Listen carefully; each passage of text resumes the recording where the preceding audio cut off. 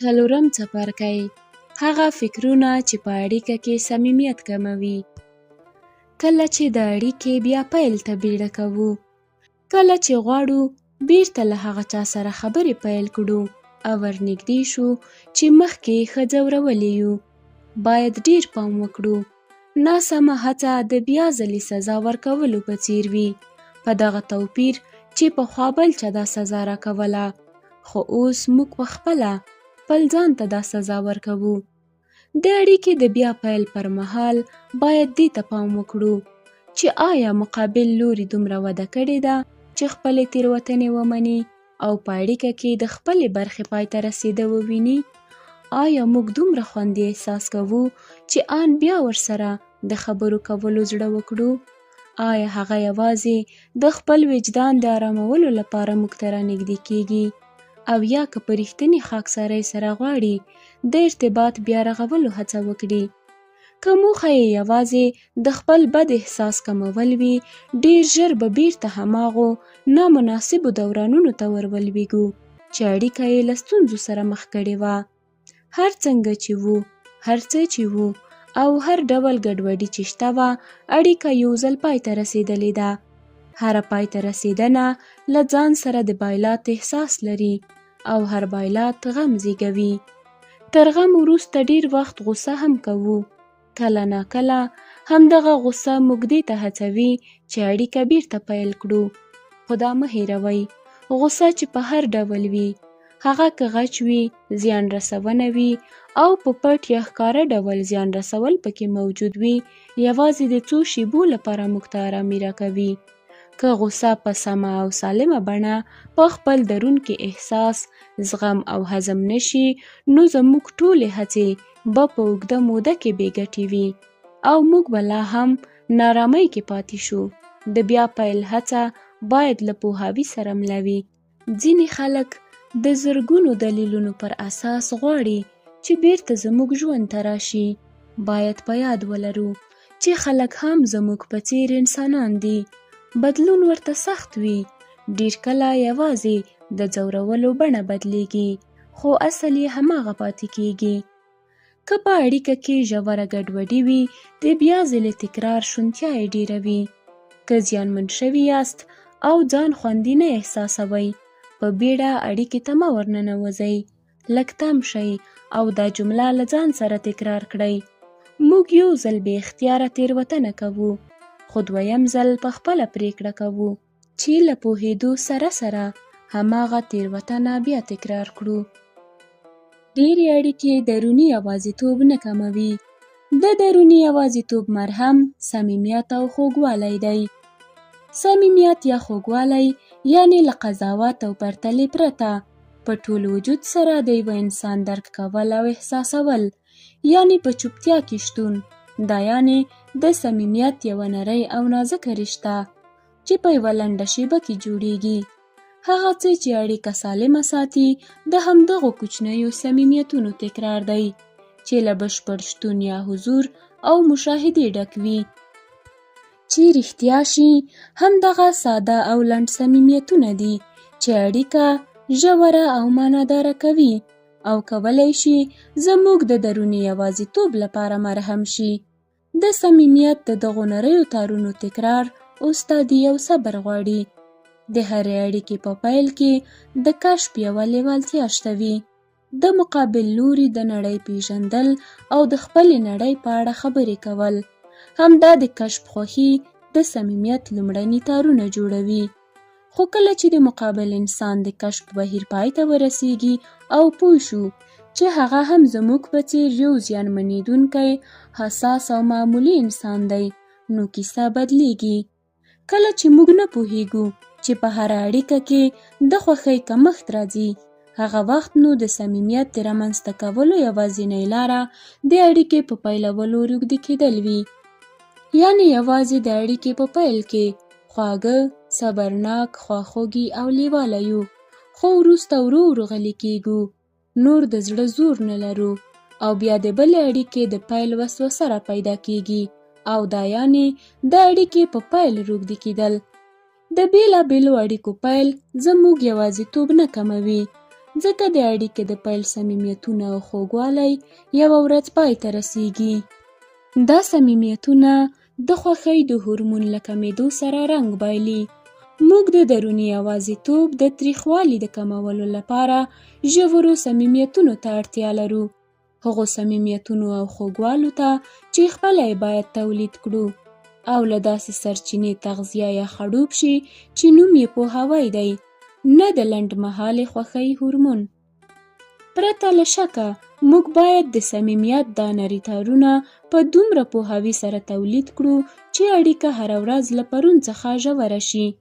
د صمیمیت د تارونو د تکرار لپاره هر څو ورځې وروسته د خپل ملګري یا انډیوال سترګو ته ښه په ځیر وګورئ، وجود یې احساس کړئ، فرصت ورکړئ چې د خپلو اندېښنو، نیمګړتیاوو او ناتماموالي په اړه خبرې وکړي، پرته له دې چې له تاسو او یا ستاسو له پرېکړې وویریږي. په یاد ولرئ، د اوږدمهالو اړیکو لپاره موږ ډېرو تارونو ته اړتیا لرو او د دغو تارونو د تولید مسؤلیت زموږ پر غاړه دی، نه د هورمونونو، فلمونو او خیالي مینې.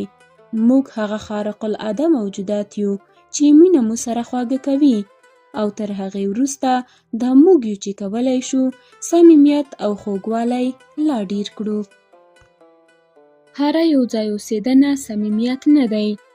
د هغه کلونو له مخې چې وګړي له یو بل سره پکې یو ځای اوسېدلي دي، د هغوی د خوږوالي او صمیمیت کچه نشو ټاکلی. ډېر خلک شته چې کلونه یې د یو بل ترڅنګ تیر کړي دي، خو هیڅکله سره خواږه نه وو.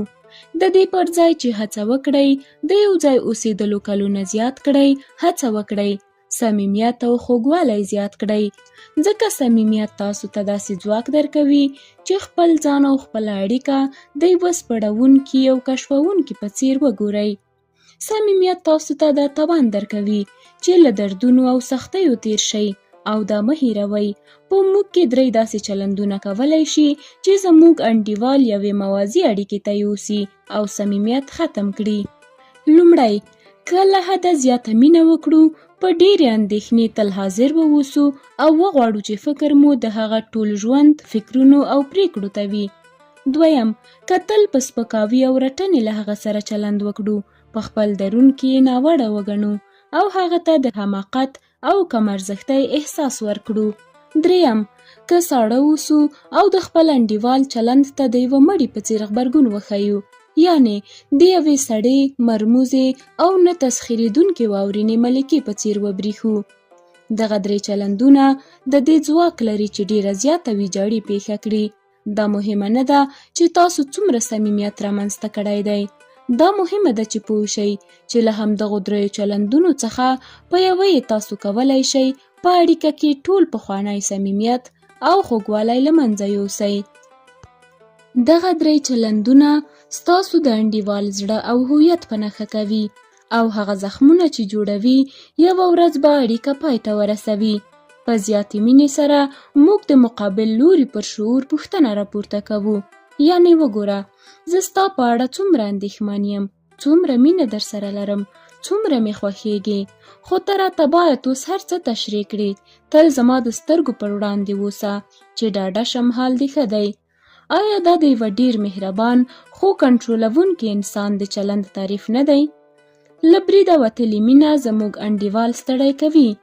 په رټنې او سوړوالي هم موږ د خپل انډیوال پر شعور پوښتنه راپورته کوو. رټنه او سپکاوی انډیوال ویرولی شي او هغه ته د کم ارزښتۍ احساس ورکوي، او سوړوالی یعنې سوړ چلند دغه احساس ورکوي چې ته زما په نړۍ کې ځای نه لرې او د دې وړ نه یې چې زما احساسات درک کړې. دغه 3 چلندونه د انډیوال زړه له موږ څخه لرې کوي. نو پوښتنه دا ده چې د کلونو ډیروالی به څه ارزښت ولري که د یو چا له بدن سره مو کلونه تیر کړي وي، خو زړه یې د کهکشانونو په اندازه له موږ لرې وي. هر څوک خپله یوه برخه پټوي. موږ انسانان په مطلقې رښتینولۍ کې د دوام توان نه لرو. د نړۍ یوه برخه تل زموږ لپاره د راز په څیر پټه پاتې کیږي او پوهان تل د همدغو پټو برخو د موندلو او کشف په لټه کې وي. پوهان په لټون کې دي. پټوالی د ژوند یوه برخه ده، خو دا مو باید په یاد وي چې له انسانانو سره په خپلو اړیکو کې پوهان ونه اوسو. موږ راغلي یو چې په هر حالت او هره اړیکه کې خپل ځان وپیژنو، نه دا چې نور وپلټو. هر څومره چې په خپلو اړیکو کې پوهان واوسو، هماغومره د خلکو له زړونو لرې کیږو. پلټنه او هر ډول فشار راوړنه د مقابل لوري اضطراب زیاتوي، صمیمیت او خوږوالی کموي. دا سمه ده چې ځینې وختونه موږ داسې احساسوو چې ملګری یا انډیوال مو یو څه پټوي، خو دا پوهېدنه هیڅکله په دې معنا نه ده چې ګواکې موږ باید پر هغه فشار راوړو، نیوکه پرې وکړو یا یې دې ته اړ کړو چې پر خپل پټوالي اعتراف وکړي. اړیکې د پلټنې، روزنې او نصیحت ځای نه دی. اړیکې د قبلولو او خوندیتابه رامنځته کولو ځای دی. موږ اړیکې ته د دې لپاره داخلیږو چې د ژوند فشارونه مو کم شي، چې دردونه مو د زغملو وړ شي، نه د دې لپاره چې په پوښتنو، څېړنو او رواني پلټنو کې راګیر شو. څوک مه پرېږدئ چې تاسو وڅېړي او موږ هم باید هیڅوک ونه پلټو. انسانان باید په اړیکو کې پوهان، فیلسوفان او رواني څېړونکي ونه اوسي. هغه څه چې تل یې باید ځان ته یادونه وکړو دا دي چې انسانان د امنیت، قبلېدو، خوښېدو او درک کېدو لپاره اړیکې ته راځي. رښتیا دغه دي، ډېر هغه څه چې موږ د نورو خلکو په اړه څېړل غواړو شونې ده چې زموږ په خپلو احساساتو، وارخطاییو او پټو غوښتنو پورې تړاو ولري. نو هغه څه چې موږ حس کوو یا پرې پوهیږو شونې ده چې له مقابل لوري سره هیڅ تړاو ونه لري. په دې باید پوه شو چې په صمیمي او خوږو اړیکو کې برابري ځواک دی، نه ډېر پویوالی او نه ډېره شننه. صمیمي اړیکې زړونه پر مخ بیایي، نه فکرونه او ذهن. موږ خپله هم د ځان ځینې برخې له نورو پټوو او نور انسانان هم دا حق لري. کله چې اړیکه ژوره او خوږه شي، خوږوالی او صمیمیت خپل کار کوي. هغه څه چې باید وویل شي ویل کیږي او هغه څه چې اړتیا نه وي ښایي پټ پاتې شي. پر خلکو د دې لپاره زور مه راوړئ چې له تاسو سره رښتیني واوسي. د صمیمیت د ژورتیا لپاره هڅه وکړئ. رښتینولي په خپله راځي. شک ژور رنځ دی. په پاتې کېدو یا تلو کې د وزړتوب، پای ته رسول یا غځول، په زړه تړلو یا هم زړه رابېلولو کې د وزړتوب. موږ ټول په ژوند کې له سختو دوه لارو سره مخامخ شوي یو او کله ناکله مو د دې لپاره چې پرېکړه ونه کړو انتظار کړی دی چې وخت تیر شي او فکر مو کړی که وخت تیر شي پرېکړه به اسانه شي. د پرېکړو په پیل کې او د دوه لارو په لیدلو کې ښایي د وخت تېرېدل لږه مرسته وکړي، خو ډېر په تمه پاتې کېدل کولی شي موږ په شک اخته کړي او دغه شک ورو ورو زموږ د وجود برخه ګرځي، د ټولو شیبو ملګری کیږي او آن تر ټولو کوچنیو پرېکړو کې هم ځان راښکاره کوي. شک یا ګمان د ایمان زیان دی. ژباړن: شک ښایي یو څه موده زموږ اړیکې وغځوي، خو اجازه نه راکوي چې یوه رښتینې، صمیمي او خوږه اړیکه تجربه کړو. په شک کې اړیکه لرل اجازه نه ورکوي چې مقابل لوری ستاسو زړه ته ننوځي او تاسو د هغه زړه ته. دغه شک او پرېکړه نه کول ښایي په ظاهره مرسته وکړي چې د یو چا ترڅنګ پاتې شو او اړیکه ولرو، خو هیڅکله مو ژورې مینې او آرام صمیمیت ته نه پرېږدي. هغه وګړي چې په شک کې اړیکې ساتي نشي کولی یو چا ته زړه ورکړي. هغوی ډېر ځله په غوسه یا خفګان له مقابل لوري سره چلند کوي او یا په عشقبازۍ او غوسه کې بند پاتې کیږي. راځئ د ژوندانه د احساس خوږ خوند د دوه لارې پر سر په ناسته له ځانه وانخلو. ژوند چې هر څه وي که احساس نشي مري او شک زموږ ټول حواس اغېزمنوي. هغه اړیکې چې کلونه کېږي زیان یې وینئ، تاسو پرې پوهیږئ هم او ان د خپل رواني ډاکټر او نورو په نظر باندې هم دغه پایلې ته رسېدلي یاست چې دغه اړیکې زیان رسوونکي دي. په شک او دوزړه‌توب یې مه پسې غځوئ. شک او دوزړه‌توب تاسو په یوه بې پایه برزخ کې بندوي چې نه به بشپړ زړه تړئ او نه یې هم ترې رابېلوئ. تاسو یاست او داسې څوک در سره دي چې زړه مو ورسره په څنګ کې نه آرامیږي. دمه، ته د یوې نازکې پاڼې په څېر چې له هر باد سره ښورېږي نړۍ ته راغلی یې. ته له حیرانوونکي ظرافت او تنکیوالي او په خپلې شاوخوا کې د هر څه پر وړاندې له ژور حساسیت سره نړۍ ته راغلی یې. ته ښکلی او تنکی، حساس او حیران نړۍ ته راغلې او په هماغه لومړۍ شېبه کې له داسې نړۍ سره مخ شوې چې په خپله پیچلې وه او وګړي یې تر هغه هم پیچلي وو. هغه وخت تا وژړل او په لوړ غږ دې وژړل. زه فکر کوم په خپل ټول ژوند کې دې یوازې هماغه شېبه دومره سخت او بې پروا وژړل. هیڅوک هم ستا په ژړا خفه نه وو او فکر کوم دا هماغه یوازینۍ شېبه وه چې هغه پیچلې نړۍ او پیچلو وګړو تا ته اجازه درکړه چې هر څومره دې زړه غواړي وژاړې، او هغوی هم په آرامه ستا تر څنګ پاتې شول او ستا نازک وجود یې وساته. د هغو لومړنیو ساتونکو په وسیله چې ټول انسانان پرې ساتل کیږي، کالي او د مور غېږه. ستا کالي ورو ورو د نړۍ پر وړاندې ستا ساتونکي شول او د مور غېږه دې د ژوند په کړکېچونو کې ستا خوندي زانګو وګرځېده. ستا نازک او حساس وجود د وخت په تېرېدو کې وده وکړه. بدن دې لوی شو او نوره د مور غېږې ته اړتیا نه وه چې تا وساتي. د کالیو انتخاب دې په خپله خوښه شو او د نورو غېږو په لټه کې شوې، د هغو غېږو چې ښایي د هغوی تر څنګ دنیا درته لږه د منلو وړ وبرېښي. اوس دې چې سترګو ته ګورم او د ژوند لارې ته دې بیا کتنه کوم، پوهېږم چې هیڅکله د هغه نازک وجود نه دی بایللی.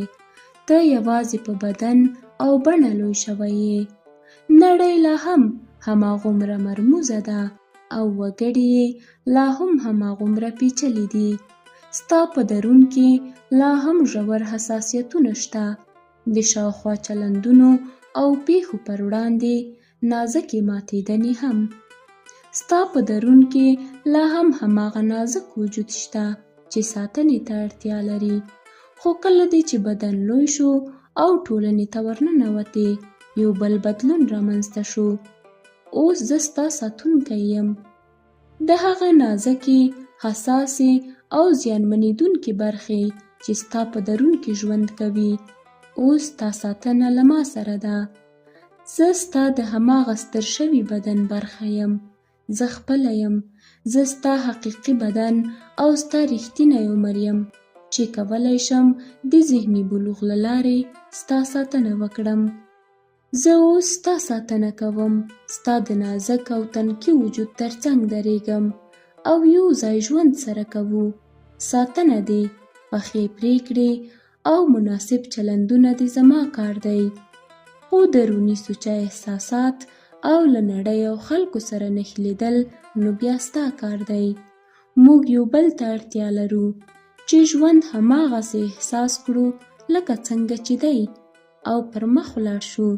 ساتنه پر ما او احساسول پر تا. آیا د ځان په لرې کولو اړیکه صمیمي کیږي؟ د شارک ټیرم په فلم کې یوه کیسه راځي.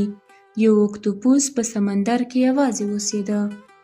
یوه ورځ یو شارک ورته رانږدې شو او ویې ویل، خوښه دې ده چې سره ملګري شو. اکتوپوس خوشحاله شو چې بالاخره به یو ملګری ولري، نو مثبت ځواب یې ورکړ. شارک ورته وویل، خو یو شرط لرم. اکتوپوس وپوښتل، څه شرط؟ شارک وویل، دا چې یو لاس دې راکړې چې زه یې وخورم. اکتوپوس خپلو لاسونو ته وکتل او ویې ویل، زه خو ډېر لاسونه لرم، ستونزه نشته، دا یو یې ستا. شارک د اکتوپوس لاس وخوړ او د هغوی ملګرتیا پیل شوه. دوی دواړه ډېر خوشحاله وو. په چټکۍ یې لامبو وهله او یو ځای یې خاطرې سره جوړولې.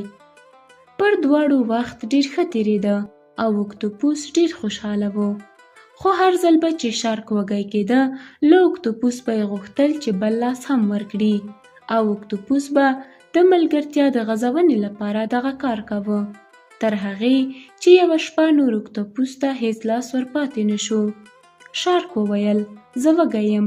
اکتوپوس ورته وویل نور لاسونه خو مې نشته. شارک وویل نو اوس ستا ټول بدن غواړم او اکتوپوس وخوړل شو. کله چې د شارک لوږه ختمه شوه د اکتوپوس خاطرې ور په زړه شوې او زړه یې تنګ شو. زړه یې بیخي ډیر په تنګ شو. هغه یو رښتینی ملګری و. شارک غمجن شو او لاړ چې یو بل ملګری پیدا کړي. موږ هم ډیر ځله په خپلو اړیکو کې له ځان او خپل انډیوال سره همدغه کار کوو یوازې د دې لپاره چې احساس کړو یو څوک شته چې له موږ سره مینه لري، یوازې د دې لپاره چې د مینې وړ وپېژندل شو. ځینې وختونه دومره په دې موخه کې ډوبېږو چې د هغو بیو خیال نه ساتو چې پرې کوو یې او یا یې وینو خو سترګې پرې پټوو. کټ مټ د هماغې کیسې په څېر چې ومو لوسته. کیدای شي شارک زموږ ژوند ته راشي او موږ ورو ورو له خپل درونه هغه د مینې وړ انسان برخه وځپو، پرې یې کړو او په درد یې سترګې پټې کړو، یوازې د دې لپاره چې هماغسې ووسو لکه څنګه مو چې مقابل لوری غواړي. پرته له شکه چې دغه ډېر له درده ډک کار دی، خو بیا یې هم کوو تر هغو چې نور د خپل درون په اړه هیڅ ښه او مینهناک احساس نه لرو. همدلته ستړي کېږو او ډېری وخت شارک په بل ښکار پسې ځي. موږ له دغه فکر سره پاتې کېږو چې ګوندې نور به هیڅکله له بل چا سره سالمه او صمیمي اړیکه جوړه نه شو کړی. دا کیسه لا تریخ پای هم لرلی شي. هغه څوک چې کلونه یې موږ ځورولي یو بیرته راګرځي او درته وایي چې زړه یې تنګ شوی. که شاته وګورو زموږ په خاطرو کې ډېر شارکان راښکاره کېږي او غږ کوي سلام بیرته در وګرځم. کله چې موږ په خپله د ځان د لرې کولو یا ختمولو پریکړه کوو، نور هم له موږ سره د حذف شوي انسان په څیر چلند کوي. د دې لپاره چې نور خوشحاله او نیکمرغه شي باید له بریده زیات ځان او خپل لومړیتوبونه له منځه یونسو. که د هر دلیل پر اساس ځان او د خپل ژوندانه حق څومره ډېر حذف کړو، یوه ورځ به په هماغومره سخته بڼه ناهیلي او زړه ماتي شو. د نویو فرصتونو له لاسته راوړلو څخه ناهیلي او د حسرتونو او ارمانونو له ګڼې ګوڼې ځورېدلي. موږ د خپلو وړتیاوو او استعدادونو پر وړاندې مسؤل یو.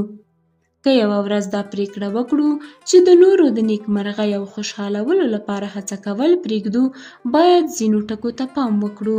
که پریکړه مو کړې وي چې موږ د نورو لپاره ځان حذف کړو، زموږ یوه برخه به تل د هغه څه په ارمان کې پاتې وي چې لرلی یې شول، خو پرېښي مو دي. ښه به وي چې ځان ته یادونه وکړو چې دا زموږ خپله پریکړه ده او موږ کولی شو شرایط بدل کړو. ښایي ناهیلي شو، ښایي د داسې یو چا په لټه کې شو چې د خپلې ماتې پړه پرې ور واچوو. نو غوره به وي چې کله کله ځان ته دا ور یاده کړو چې له یوه ځایه وروسته ما په خپله دغه لاره غوره کړه او څوک پړه نه دي. شونې ده خپل ځان او خپلې وړتیاوې دومره وځپو چې یوازې د نورو ژوند ته په کتلو خوښ شو. د نورو ژوند به ګورو، حساب کتاب به یې کوو چې خپل تېرېدونکی ژوند ونه وینو. دا ونه وینو چې موږ په خپله دا پریکړه کړې ده چې د ځان پر وړاندې بې پروا او نورو ته یوازې غبرګون ښودونکي واوسو. شونې ده یوه ورځ زموږ ټول ارمانونه زموږ اولادونه او ملګري شي، د هغوی پر خندا خوښ او پر ژړا یې غمجن شو. موږ خپل ځان هیروو، خپل پیژند او وړتیاوې حذفوو او د یو بل خپلوان له پیژند او د ژوندانه له کرښې سره ځان نښلوو. له هغه سره ساه اخلو او ورځې تیروو، له دې بې خبره چې زموږ په درون کې یو غمجن انسان ورو ورو مري، ځکه د دې اجازه نه لري چې له خپل ژونده ګټه واخلي. هغه ورځ چې موږ د ځان د حذف پریکړه پکې کوو یوه غمجنه ورځ به وي. په دغه غم پوه اوسئ، داسې څوک مه لټوئ چې د دغه غم پړه پرې ور واچوئ، او که دغه کار کوئ نو د داسې موخې لپاره یې وکړئ چې ارزښت ولري، او دا مه هیروئ چې چې په اړیکو کې انعطاف او بدلون یو رغونکی عادت دی چې د یوې سالمې اړیکې په ساتنه کې مرسته کوي او خپل ځان ته له بې پروایۍ او د ځان له حذف سره توپیر لري. د ځان د مهمو برخو حذفول او لرې کول د اړیکې د ژوندي ساتلو لپاره یو ویجاړونکی چلند دی چې په اوږده موده کې برعکس اغیز لري. نو تر هغه بریده انعطاف او تېرېدنه پکار ده چې لا هم ستاسې یوه برخه سالمه پاتې شي او وکولای شئ چې خوند واخلئ او وخاندئ. هر چا سره د هغه په څیر چلند کوو. له خلکو سره باید زموږ چلند زموږ د خپل مزاج او خوی له مخې وي، نه د هغوی د چلند په څیر. د انسانانو په درون کې ډیر متضاد او له یو بله بیل چلندونه شته. که وغواړو چې د هر چا پر وړاندې شخصي ځواب ووایو، ډیر ژر به ناهیلي شو. که لږ تم شو او ځان ته پام وکړو، آیا هغه څه چې کوو رښتیا زموږ خپل چلند دی که یوازې د مقابل لوري د عمل پر وړاندې غبرګون؟ کله چې زموږ چلند یوازې غبرګون وي، نو هره مخامخېدنه راته لا سختېږي، ځکه هر ځل باید دا وسنجوو چې دا ځل به څنګه ځواب ورکوو. دا سنجونې باید پرېږدو. له ځان سره به دا پرېکړه کوو چې د خپل ځان په څیر واوسو، د خپل ځان په څیر چلند وکړو، رښتینی او بې تمې. که د خپل ځان په څیر شو، نو بیا دا تمه نه لرو چې مقابل لوری دې هماغسې غبرګون وښیي چې موږ یې غواړو. د دې تمه نه کوو چې زموږ د خوښې په چوکاټ کې دې راونغاړل شي، او د دې تمه هم نه لرو چې ټول به راضي او خوشحاله وي. خو د یوه شي تمه کولی شو، د خپلواکۍ او آزادانه چلند خوند.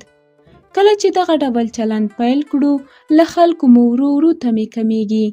چلند مو د نورو له غبرګونونو بیل او ثابت پاتې کیږي، او تر ډیره په خپل درون کې د ټینګښت او یووالي احساس کوو.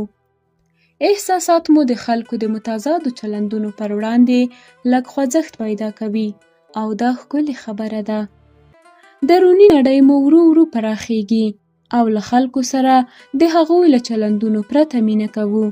انسانان د مینې وړ دي، او هغه وخت کولی شو چې په لا ښه توګه یې درک او خوښ کړو چې دا مینه زموږ له درون څخه د هغوی د چلند له بدلېدو پرته راولاړه شي. که مینه کوو، نو بې قضاوته یې کوو، پرته له دې چې وپوښتو آیا هغه یې ارزښت لري که نه. موږ ټول د مینې د ترلاسي لپاره هڅه کوو، خو کله چې مینه ووینو شکمنېږو، او کله چې یې ونه وینو د ردېدو احساس مو له دننه راچپه کوي. لکه له خلکو سره مو چې ستونزه روښانه نه وي، باور وکړئ که دا تمې ولرئ چې یوه ورځ به خلک له تاسو سره تل ثابت او روښانه چلند وکړي، دا انتظار به مو هیڅکله پای ونه لري. راځئ له ځانه یې پیل کړو او له ځان سره کیسه خلاصه کړو، خپل دروني تضادونه کنټرول کړو، او د نورو له چلندونو بې پروا هڅه وکړو چې خپله لا ثابت شو. او د دغه کار لپاره اړتیا ده چې زغم مو لوړ شي. دا وزغمو چې نور ثابت نه دي، او دا هم وزغمو چې خپل دروني خوځښتونه، غوسه او شخصي تعبیرونه خپل چلند ته راننه نه باسو. که چیرته سینه پراخه کړو او د نورو د چلندونو پر وړاندې غبرګون کم کړو، پرته له شکه زموږ اړیکې به لا خوندي شي. کله چې مبهم او ګونګ چلند کوو، په ابهام کې پاتې کېدل یا مبهم او ګونګ چلند کول یوه ورځ زموږ د شاوخوا خلک ستړي کوي، او یوه ورځ د هغو کسانو تلل وینو چې هیڅکله مو یې د تګ فکر نه کاوه. که په یوه داسې اړیکه کې یاست چې له ډېر وخت راهیسې مقابل لوری ستاسو لپاره هڅه کوي او وخت درکوي، خو تاسو بیا خپل احساسات، چلندونه او پریکړې ځنډوئ، صبر وکړئ او یو ځل بیا خپل ملګري ته وګورئ. ولې ځان او هغه له ابهامه نه راوباسئ؟ موږ غواړو چې په اړیکه کې واوسو که نه، باید پریکړه وکړو چې پاتې کیږو که نه. هغه کسان چې مبهم او ګونګ چلند کوي، نه کیسه ځان ته روښانوي او نه هم نورو ته. دا موضوع په نورو کې غوسه او په خپل ځان کې د بېوسۍ او ډېرې ستړیا احساس زېږوي. کله کله موږ فکر کوو چې مبهم پاتې کېدل د تېښتې ښه لاره ده، یا ښایي دا فکر وکړو که انتظار وکړو نو له خپل دروني احساس سره به د مخامخېدنې یوه مناسبه شیبه راورسیږي او بیا به وکولی شو چې له اندېښنې پرته پرېکړه وکړو او له هر څه ډاډه شو. نه، ابهام هیڅکله له هیڅ اړیکې سره مرسته نه ده کړې. یوازې څو کاله وخت درڅخه اخلي او بیا چې بیرته اړیکې ته وګورئ ځان به له څو سپینو ویښتانو یوه غوسهناک او ناهیلي انډیوال سره ووینئ، او یوه داسې اړیکه چې لا هم د لومړۍ ورځې په څیر د شک خوند لري. له ځان څخه به پیل وکړو، زموږ احساسات څه دي؟ له اړیکو څه غواړو؟ که انډیوال مو خوندیتوب لري او زموږ لپاره هڅه کوي نو د مینې او اړیکې د کومې معجزې یا توهم په تمه یو. آیا دا به بسنه ونه کړي هغې غېږې ته پناه وروړو چې خوندي ده؟ په هر حال وګړي حق لري چې ځان له برزخه راوباسي او د لا خوشحاله او روښانه ژوند لپاره کوښښ وکړي. حق لري که موږ له ځان سره د مینې ستونزه لرو، که موږ خپله د خپل ځان برزخ یو. اړینه نه ده چې نور وګړي هم په شک او دوه زړه‌توب کې بندیان کړو. انسانان دومره ارزښت لري چې په هره اړیکه کې باید دغه احساس کړي چې د مینې وړ دي. دا حق باید ترې وانخلو. باید پرېږدو چې خپله ستونزه روښانه کړي او د هغه چا لپاره هڅه وکړي چې دته دغه احساس ورکوي چې د مینې وړ دی. مبهم پاتې کېدل مقابل لوري ته لوی زیان رسوي. کله چې موږ په یوه خوږه او صمیمي اړیکه کې یو، هم د خپل درون پر وړاندې مسؤل یو او هم د مقابل انسان پر وړاندې. لومړی د خپل درون پر وړاندې چې فکرونه لري او احساسات تجربه کوي او هڅه کوي په یوه ډول یې موږ ته وښیي. موږ باید هغه ونه ځپو او له پامه یې ونه غورځوو. بیا د هغه انسان پر وړاندې مسؤل یو چې زموږ مخې ته دی، چې ډېر دردونه یې تجربه کړي او لا یې هم تجربه کوي، او اړتیا نشته چې زموږ مبهم چلند یې دردونه نور هم ډېر کړي. موږ ټول د ژوند له سختیو سره په پوره اندازه مخامخېږو. ښه به دا وي چې نه خپله د ابهام له امله رنځ ووینو او نه هم نور په رنځ اخته کړو. که کلونه له ځان او نورو سره لوبې ونه کړو نو زموږ اړیکې به دومره سختې نه وي. موږ ټول ډېرې ستړیاوې تجربه کوو او اړیکې باید د هوساینې او خوندیتابه ځای وي. راځئ وګورو چې آیا مبهم یو؟ آیا د خپل انډیوال ستړیاوې او دردونه وینو که نه؟ آیا د خپل انډیوال سترګو ته ګورو؟ ښه په ځیر کاته. آیا کله ناکله ترې د زړه حال پوښتو؟ آیا د ژوند په اړه؟ تر ټولو اړینه ده چې زموږ په اړه او زموږ د اړیکې په اړه ترې د زړه حال پوښتو. په مبهم چلند سره مقابل لوری ګډوډېږي او ستړی کېږي. ښایي یوه ورځ اړیکه پای ته ورسوي او ښایي دا بیخي هماغه څه وي چې موږ یې غواړو، ځکه دا وړتیا نه لرو چې په روښانه توګه له هغه سره د خپلې اړیکې په اړه خبرې وکړو. د دوه ګونو او مبهمو چلندونو تر شا پټېږو او پرېږدو چې زموږ چلندونه ورو ورو له اړیکې څخه ساه واخلي. دومره مبهم شو چې انډیوال مو یوه ورځ ووایي سمه ده پای ته یې رسوو. مبهم چلند کول ښایي د اړیکې د ختمولو بار د انډیوال پر اوږو واچوي، خو دغه ډېر ماشومانه او زیان رسوونکی چلند دی. د وګړو لپاره خبرې کول او روڼتیا مرهم دی، آن که خبرې مو د دردناکو او سختو پرېکړو په اړه هم وي، لکه جلا کېدل او خدای پاماني. ډاډه اوسئ، هغه درد چې یو کس یې زموږ د مبهم چلند له امله تجربه کوي تر هغه درده ډېر زیات دی چې پرونه واضح ډول ورته د خدای پامانۍ خبر ورکوي. کله چې مبهمیږو په مقابل لوري کې ډېر غوسه او غم را پیدا کوو او کله کله د ناتوانۍ احساس هم، ځکه هغه لا هم هڅه کوي او موږ په ابهام سره د هغه ټولې هڅې له ناکامۍ سره مخ کوو. لومړی پر ځان شک کوي او بیا پر موږ. نه پوهیږي ستونزه څه ده او په ژوره ځان ملامتۍ کې ډوبېږي. داسې احساس کوي چې ګواکې د مینې وړ نه دی او پر موږ غوسه کیږي چې ولې د خپل دریځ په اړه رڼې خبرې نه کوو. کله کله باید د خپل ژوند د مهمو انسانانو سترګو ته وګورو او ترې وپوښتو آیا موږ هغوی ته ښیو چې زموږ په ژوند کې کوم ځای لري؟ آیا زموږ ترڅنګ د خوندیتابه احساس کوي؟ د دغو پوښتنو ځوابونه اړیکه روښانوي او کولی شي چې د مبهمو او ګونګو چلندونو مخه ونیسي.